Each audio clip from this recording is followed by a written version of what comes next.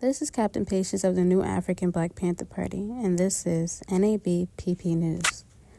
Feds slammed Newark for failures in the port fire that killed 2 firefighters.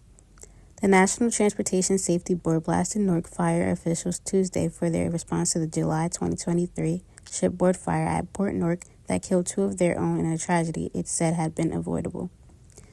In a nearly 4-hour hearing, the board harshly criticized the city's fire division and the city itself not only for its failure to properly train firefighters, but doing little since the fire to prepare for the next big disaster at the largest port on the East Coast.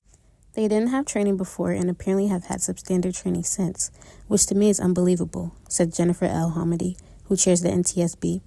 Separately, the NTSB also found fault with the company that had been loading the car-carrying cargo vessel with a jury-rigged Jeep Wrangler, which erupted in flames as it was being used to push non-running vehicles on board the Italian-flagged Grande Costa d'Ivorio for shipment to West Africa. The board hearing in Washington came after a nearly 2-year investigation into the fatal fire that killed firefighters Augusto Agya-Kabu, 45, and Wayne Bear Brooks, Jr., 49, who became disoriented when they entered an enclosed compartment on the 692-foot roll-on, roll-off freighter in an effort to isolate the fire.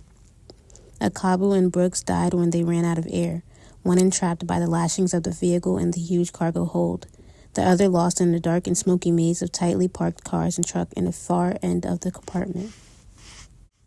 Bart Barnum, the lead investigator for NTSB, said neither should have been there. You have to be properly trained when you respond to marine fires, he told the board. If they had been, they would have never gone inside.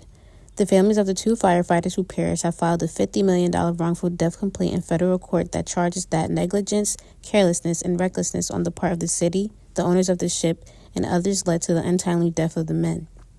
The still pending lawsuit alleges that Newark failed to properly train and equip firefighters to deal with the dangerous conditions they face aboard the Grande Costa d'Ivorio. It also alleges its owners, Grimaldi Deep Sea of Naples, Italy, operated the ship in an unreasonably dangerous and unseaworthy condition.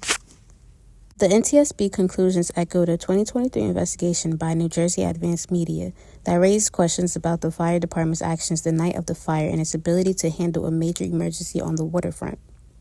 Those stories, based on interviews with firefighters and marine fire experts, public records, court filings, hours of radio traffic, and harrowing internal incident reports, found that firefighters were sent deep into the ship the night of the incident, rather than simply containing the fire, cooling it down, and suppressing it as response teams would later do. As to what the Newark Fire Division has done since, the investigator said all firefighters were sent to a marine firefighting awareness class put on by an outside party, describing it as basically a 4-hour classroom PowerPoint session with no actual on-site training or shipboard familiarization.